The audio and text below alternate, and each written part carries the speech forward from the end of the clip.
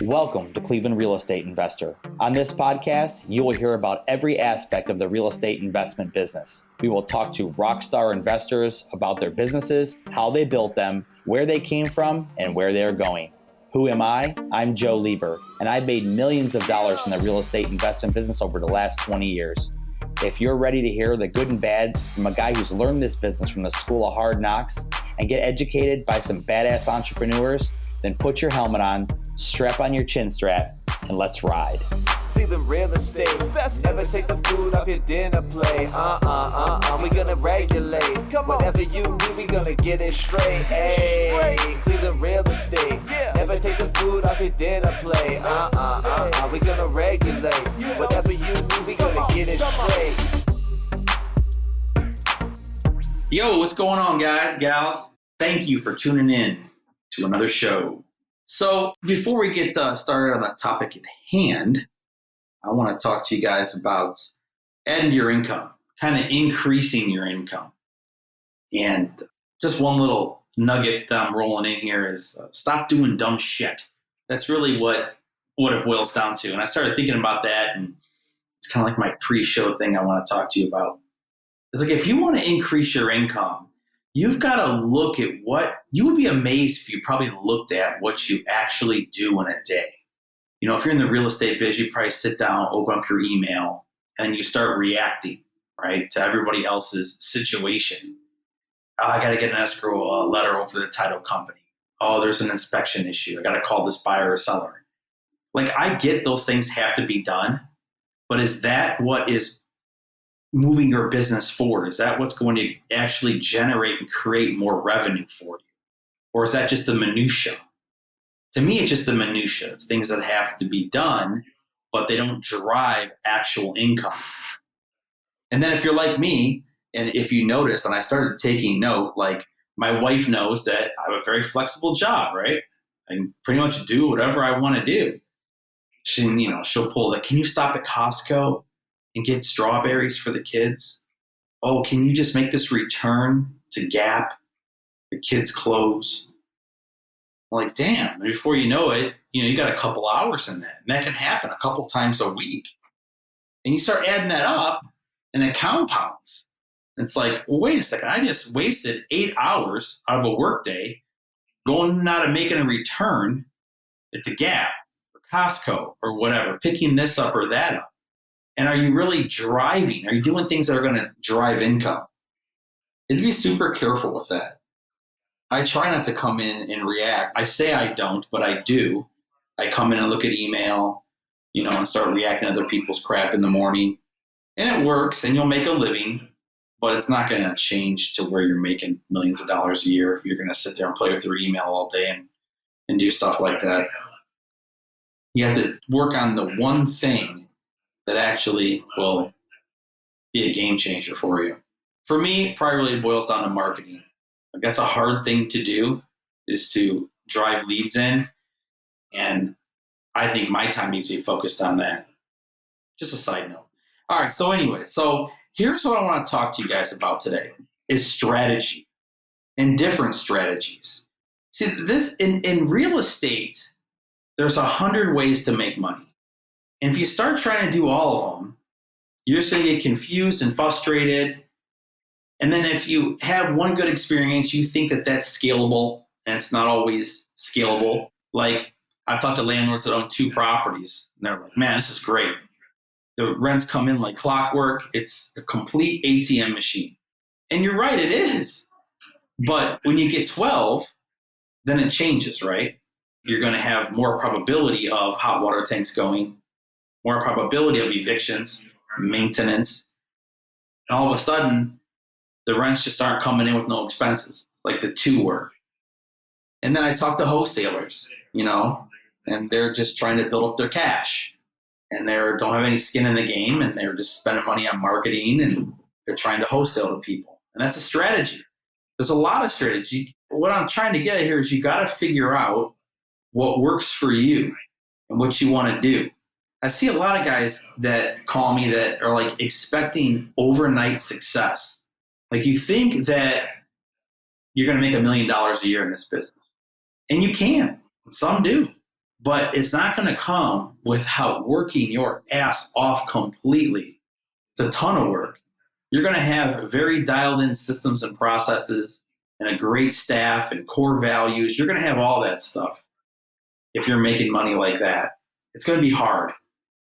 It's always tough.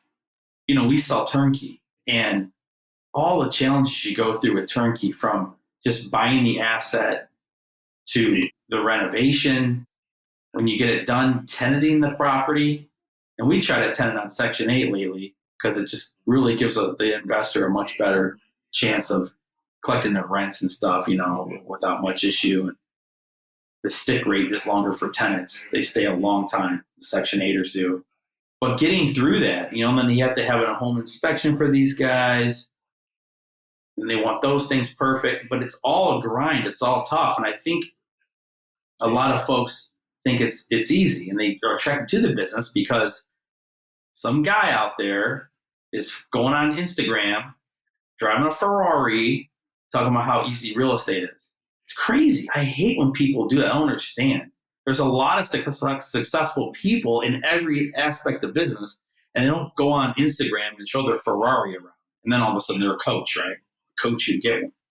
It just makes me nuts. But you got to come up with a good strategy, and you have to know what's going on, right? Like, look at our Cleveland market right now. It's never been like this easy to sell properties. You can put them on the MLS, and if you priced it right, within a couple hours or a couple days, it's in contract. You have to realize that and see what the market's calling for. You have to be able to adjust to what the market is calling for. And there was a period of time not long ago where these houses would send them out MLS and you couldn't give them away, literally. And now inventory is so low that, I mean, they'll buy anything, it seems like, you know. Things have changed. I don't like commercial real estate right now. For you guys thinking about it, I would hold out and see what happens with that. Single family homes, that's the game right now. I'm glad to be in that space. But back to the topic at hand. So, like, know what strategy you're going after and work on it. Focus on that. If you want to wholesale, get a great buyer's list. I should be the top of your buyer's list, by the way. Oh my gosh, I wholesaled a few houses myself lately, which I don't do much of. Damn, these buyers, they say they pay cash. They say there's no inspections. Oh my gosh, the fallout. Hey, my hat goes off to you wholesaler cats that can deal with this. It's all bull. I swear to you, I don't know if I'm just the only idiot in town, but I never give anyone an issue. When a wholesaler calls me, if I want that house and then we agree upon the price, it's closing. Like, you can take that to the bank. It is going to close. And I'm sure there's other cats out there that do that, just not the ones that I've run across on the couple wholesale deals I did. Holy smokes. But get a good buyer's list, you know, if you want to wholesale. And then just work it. Just work it. If you put the time in, you will get the results. If you want to acquire rental properties, focus on that. Acquire rental properties. Talked to a guy the other day out of Jersey. That's all he wants to do, is he wants to acquire rentals. He's laser beam focused, and he's acquiring. He's doing really good at it. And he's learning as he goes. I won't do that on the next one. I'll do this on the next one. He's tweaking. He's figuring out how to raise more money, figuring out how to get financing on these things. Now he's got so many. I got to get some type of portfolio loan or blanket mortgage or something. He's hustling. He's strategizing. He's laser beam focused. It's going to work for him. He's going to do very well. I'm trying to think what else I want to talk to you guys about. You know, maybe you're good with joint ventures. If you're a good operating partner, there's a lot of guys out there that love to stick money in real estate. Everyone's talking about it right now. Sticking money either in real estate, in hard assets. I hear guys are buying diamonds. It's a hard asset. They're like, buy diamonds. Holy smokes. So if you have money, partner with someone who's a good operator. Protect yourself, of course. You know, get the right documentation filled out, get the right operating agreements, meet with the attorneys, do the right thing. That's all I really want to tell you guys today. It was kind of a short one. I was just sitting here at my desk thinking about strategy. I just wanted to share my thoughts with you. Don't expect overnight success. And a final thought. Seriously, not going to happen like that. I have some surgeon friends. I mean, these guys go get their bachelor's degrees, and then they go on to medical school. for a few years. Then they go to their residency for a few more years. Then I think they become doctors before they even become surgeons. I heard someone say to me the average age of an actual surgeon is like 40. 40. Before the big bucks start rolling in. It's not going to happen overnight. A lot of you cats think you're going to go into real estate and within 3 months you're driving a 458 Ferrari. Well, probably not. And I know we get jaded by that, opening up Instagram because some kid's got 25 million followers and, he's making a ton of money by flashing a can of Pepsi. But that's probably not the reality for most of us. Or for me. Just work it, man. All right, guys, that's it. Thanks for tuning in. This is thepodcastfactory.com.